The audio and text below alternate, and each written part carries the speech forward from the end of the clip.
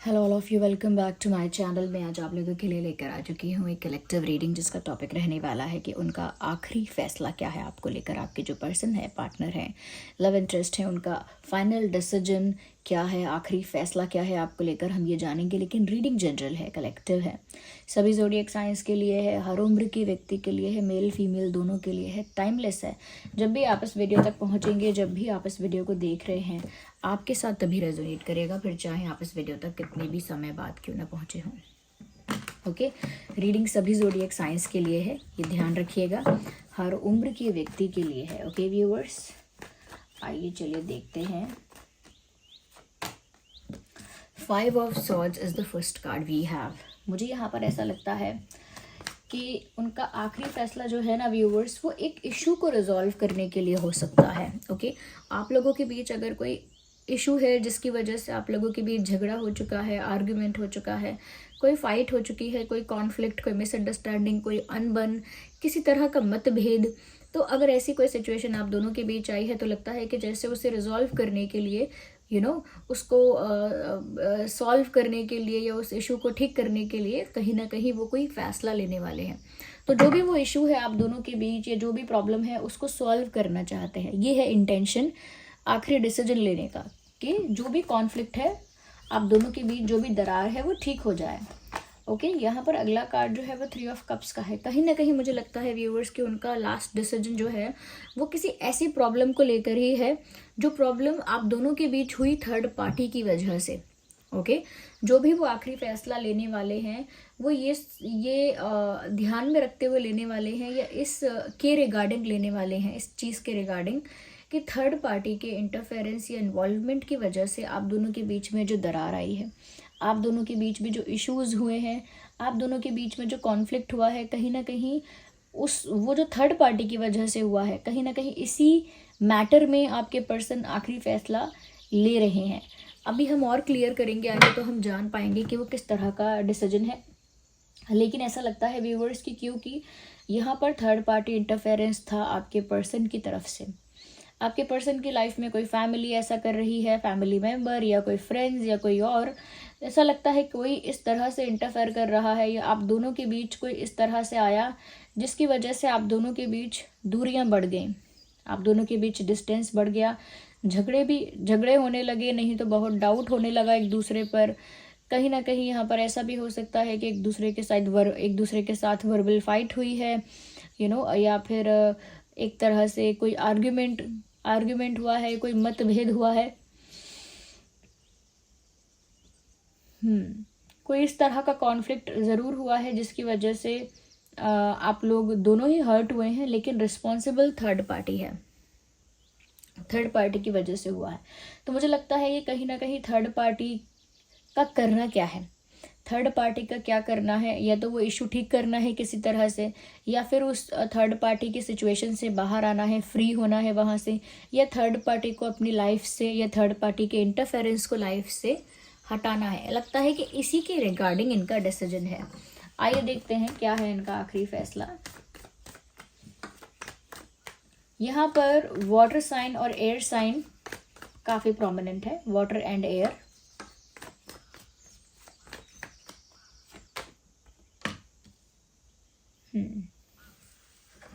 कहीं ना कहीं मुझे ऐसा लगता है व्यूअर्स कि ये जो इंसान है ना, किसी राइट टाइमिंग का भी वेट कर रहे हैं। इनको पता सब है कि इन्हें क्या करना है, क्या फैसला लेना है, लेकिन किसी सही समय का, किसी सही घड़ी का, सही वक्त का इंतज़ार ये इंसान कर रहा है। यस, राइट टाइम का वेट कर रहे हैं।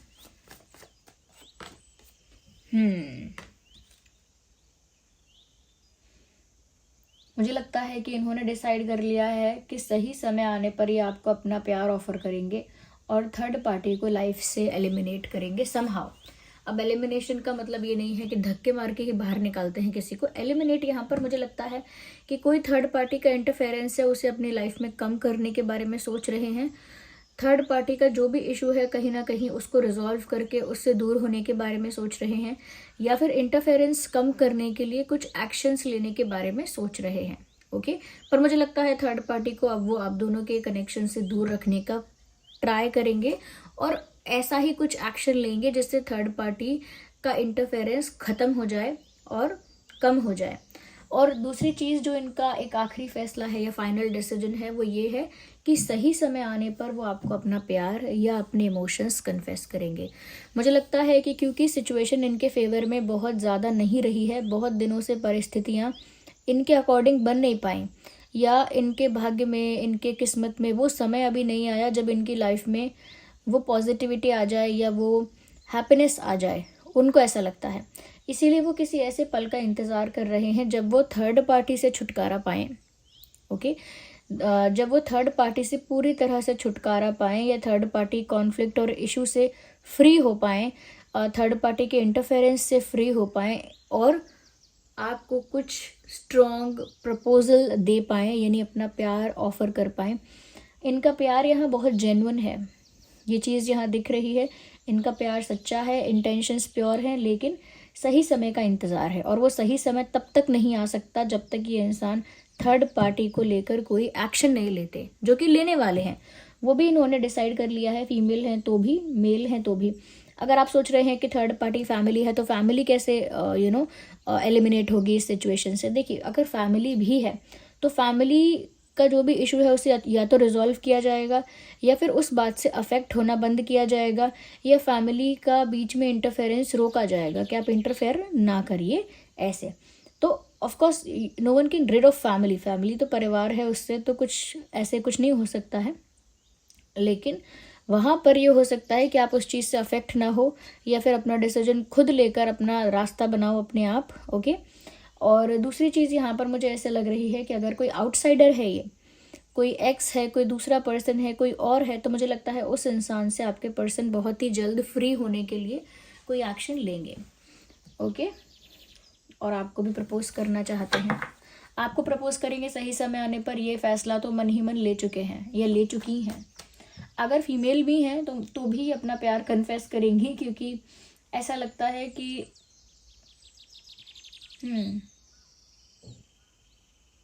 पास्ट इश्यूज से फ्री होकर अपना प्यार कन्फेस करना चाहेंगी या चाहेंगे। अभी ये स्टक है, वो जो भी मैटर है, पास्ट का कोई इशू है, इनके पास्ट में कुछ ऐसा रहा है जो अभी तक इनको स्टक करके रखता है। हो सकता है पास्ट में कोई ऐसा रिलेशनशिप रहा, कोई ऐसी सिचुएशन रही, कुछ ऐसे डायनामिक्स बन गए जहाँ पर ये स्टक हो गई या हो गए, फंस गए बुरी तरह से, खुद ही अपने आप को फंसा लिया, यानी खुद ही कुछ वादे कर दिए, खुद ही कुछ बातें कह दी, खुद ही कुछ कमिटमेंट्स दे दिए, खुद ही इन्होंने काफ़ी कुछ अपनी लाइफ के बारे में रिवील कर दिया, काफ़ी कुछ इन्होंने खुद किया, अपनी वीकनेसेस भी दिखा दी। तो कहीं ना कहीं ये स्टक हो गए हैं, पास्ट में कुछ ऐसा कर चुके हैं या किसी ऐसी सिचुएशन में इन्वॉल्व रह चुके हैं जहाँ पर ये स्टक हो गए हैं, और वही इनके लिए अब प्रॉब्लम बनता है। वहाँ से फ्री होना इनके लिए बहुत इम्पॉर्टेंट है, क्योंकि वो जो पास्ट लाइफ नहीं, वो जो पास्ट की सिचुएशन है इनके, इनके पास्ट की सिचुएशन इनको स्टक करके रखती है, और स्टक होने की वजह से ये इंसान डिसीजन नहीं ले पाते, हेल्पलेस फील करते हैं। अब तक हेल्पलेस फील करते आए हैं बहुत बार, तो हेल्पलेस फील किया है, विजनलेस फील किया है कि कोई विजन नहीं है, कोई प्लान नहीं है, क्या करना है, कुछ कर भी नहीं सकते। ऐसा लगता है जैसे हाथ बंधे हुए हैं और हम फंसे हुए हैं, ऐसा महसूस होता है। तो इतना हेल्पलेस और इतना स्टक इस इंसान को फील हो रहा था अपने लाइफ के किसी पास्ट इशू की वजह से। पास्ट में कुछ ऐसा रहा है जिसकी वजह से ये स्टक थे या थी, लेकिन अब उस स्टक सिचुएशन से बाहर आने का फैसला कर चुके हैं। ये सारे फैसले हैं, ये सारे ऐसे छोटे छोटे फैसले हैं जो कंबाइंड होकर एक बड़ा डिसीजन दिखा रहे हैं, जो एक साथ मिलकर एक बड़ा चेंज दिखा रहे हैं।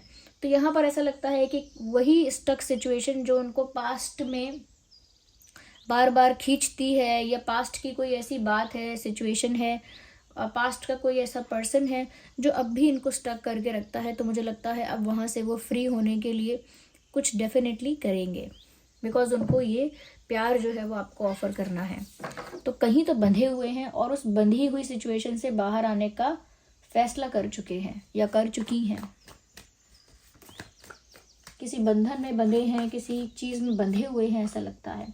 यस, मुझे लगता है व्यूअर्स इन्होंने डिसाइड कर लिया है कि जो राइट टाइमिंग होगी, डिवाइन टाइमिंग होगी, सही समय जो होगा तब वो अपने सारे बंधन तोड़ के, जो भी उनका बंधन उनके लिए बन गया है, एक बंधन कह लीजिए, एक बर्डन भी कह सकते हैं, कि जो एक बर्डन बन गया है, जो उनको स्टक करता है, बांध के रखता है, प्रतिबंधित रखता है, मुझे लगता है राइट टाइम आने पर, डिवाइन टाइम आने पर वो उस बंधन को तोड़ेंगे। क्या तोड़ेंगी?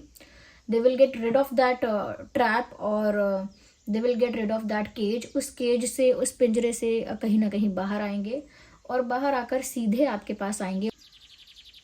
तो उस पिंजरे से बाहर आकर, उस स्टक सिचुएशन से बाहर आकर पहले वो आपकी तरफ आएंगे, और आपकी तरफ आते ही आपको कप ऑफ लव ऑफर करेंगे। इसका मतलब चैरियट का कार्ड जो यहाँ पर है बताता है कि ये जो इंसान है आपकी तरफ मूव करेंगे द मोमेंट वो इस सिचुएशन से, देखिए यहाँ पर कोई इंसान बंधा हुआ है, आंखें कवर्ड हैं, हाथ बंधे हुए हैं, आसपास तलवारें हैं। जैसे ही ये इस बंधी हुई सिचुएशन से अपने आप को मुक्त करेंगे और इस बंधन को तोड़ेंगे, तभी वो आपकी तरफ मूव करेंगे, क्योंकि चैरियट का कार्ड है। आप जिस दिशा में हैं आपकी तरफ बढ़ना स्टार्ट कर देंगे। हो सकता है आप लोगों के बीच एज गैप है, रिलीजन अलग है, कास्ट अलग है, कल्चर अलग है, फैमिली बैकग्राउंड अलग है, ये सब अलग है, तो भी इन सारे डिफरेंसेस को, इन सारी बातों को साइडलाइन करेंगे वो। यानी कि इन सब बातों से बिल्कुल भी अफेक्ट नहीं होंगे कि आप दोनों के बीच क्या क्या डिफरेंसेस हैं। वो जो भी बातें हैं उन्हें छोटी मोटी बातें समझकर साइडलाइन करेंगे, अवॉइड करेंगे, और फ्री होते ही आपकी तरफ मूव करेंगे, आपकी दिशा में बढ़ जाएंगे, और आपको ये कप ऑफ लव, यानी कि ये प्यार का जो कन्फेशन है, प्यार का जो प्रपोजल है, वो आपको देंगे, और वो भी सही समय आने पर, on the right divine timing. Okay, भाग्य में जो सही समय लिखा है तभी वो ऐसा करेंगे। और वो जो स्टक सिचुएशन है वो ये जो देखिए, ये देखिए, ये जो स्टक सिचुएशन है ना, जहाँ वो स्टक है अभी भी, उसी वजह से कहीं ना कहीं आप लोगों के बीच ये कॉन्फ्लिक्ट होता है। आप लोगों के बीच फाइट, डाउट, मिसअंडरस्टैंडिंग, कुछ ना कुछ अनबन होती है। वो इसी स्टक सिचुएशन की वजह से होती है, क्योंकि वो स्टक है, वो स्टक है, इसीलिए यहाँ पर आप दोनों के बीच में ऐसी सिचुएशन बनती है। ओके व्यूअर्स, और ये क्यों, ये स्टक सिचुएशन क्यों बनती है, ये क्यों ये आप लोगों के बीच मिसअंडरस्टैंडिंग या इश्यूज होते हैं, because of this third party situation. Although ये थ्री ऑफ कप्स का कार्ड है, जो एक सेलिब्रेशन का कार्ड है, लेकिन कॉम्बिनेशन ऑफ कार्ड्स की वजह से यहाँ पर ये एक थर्ड पार्टी के रूप में नजर आ रहा है। ओके, एक सेलिब्रेशन के रूप में नहीं, थर्ड पार्टी के रूप में नजर आ रहा है। इसी की वजह से यहाँ पर स्टक है ये, और इसी की वजह से आप दोनों के बीच मिसअंडरस्टैंडिंग है, लेकिन राइट टाइम आने पर चीजें बदलेंगी। यहाँ पर देखिए एयर साइन है, वाटर साइन है, काफी प्रोमिनेंट है एयर वाटर। तो मैं ज़ोडिएक साइंस बताती हूँ, Gemini, Libra, Aquarius, cancer, Scorpio, Pisces. अगर मैं इंपॉर्टेंट नंबर्स और डेट्स की बात करूँ तो है 8, 18, 28, 5, 15, 25, 10, 20, 30, 3, 13, 24, 3, 13, 23, यस 24 मैंने बोला है तो 24 भी, 3, 13, 23, 7, 17, 27, okay, yes 4, 14, 4, 14, 14, and I already said 10, 20, 30, 10, 20, 30, okay, okay viewers, तो ये कुछ इंपॉर्टेंट डेट्स हैं, नंबर्स हैं जो आपके लिए रेलेवेंट हो सकते हैं। ओके, चलिए यहाँ पर ना मैं कुछ गाइडेंस भी आप लोगों के लिए लेती हूँ।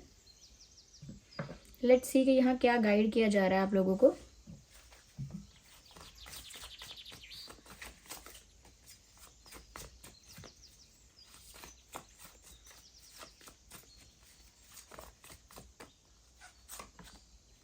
वेट, मैंने कहा ना कि राइट डिवाइन टाइमिंग पर ये इंसान आपको कुछ ऑफर कर देंगे, और राइट टाइम पर ही वो इस स्टक सिचुएशन से बाहर भी आ जाएंगे। तो किस्मत में जो उनके सही समय लिखा है, उस सही समय का, उस राइट टाइमिंग का इंतज़ार करेंगे। और डिवाइन गाइडेंस जो हमने निकाला, इसमें भी वेट का मैसेज आ गया है। If you can see clearly, यहाँ पर मैसेज लिखा हुआ है वेट, यानी कि डिवाइन भी यही कह रहे हैं तब तक इंतज़ार करो। ओके, तब तक प्रतीक्षा करो, इंतज़ार करो, यही मैसेज है। एक कार्ड और हम पिक करते हैं, which here we have be assertive. तब तक आपको थोड़ा सा पॉजिटिव होकर सोचना पड़ेगा। ओके, तब तक आप ऐसा नहीं सोच सकते कि सब बेकार हो गया, गलत इंसान से प्यार कर लिया, ये इंसान बेकार है, ये कॉन्फिडेंस नहीं है इसके अंदर, ये फैसले नहीं ले सकता अपने आप। ओके, ये रिस्पॉन्सिबल नहीं है और कहीं ना कहीं इसका डिसीजन मेकिंग अच्छा नहीं है, इंडिपेंडेंट कॉन्फिडेंट नहीं है, बेकार है ये इंसान, ये सब सोचना बंद करना। ओके, नेगेटिव मत होना। इन शॉर्ट बोलना है कि नेगेटिव मत होना, आप भी पॉजिटिविटी के साथ चलना कि पॉजिटिव हो जाएगा, पॉजिटिव हो जाएगा। तब तक, क्योंकि देखिए जब तक इंतज़ार करेंगे आप तब तक वो समय ऐसा है कि वेटिंग का टाइम है, और वेटिंग के टाइम में हम बहुत नेगेटिव भी सोच सकते हैं। तो उस वेटिंग के टाइम को आपको नेगेटिव सोचकर ख़राब नहीं करना है, तब तक आपको पॉजिटिव सोचना है। So this was the reading, I hope it was helpful. आप कमेंट करके बताइएगा कितने % रिलेट रेजोनेट करती है। वीडियो को लाइक करना, रीडिंग को क्लेम करिए और डिवाइन को कमेंट्स में थैंक यू करिए इस रीडिंग के लिए, इस गाइडेंस के लिए। ओके, अगर आप नए हैं सब्सक्राइब करिए, बेल आइकन को प्रेस करिए, क्योंकि हम ऐसे ही टॉपिक्स पर रीडिंग लेकर आते ही रहते हैं। Thank you so much for giving me your precious time. Bye bye, take care.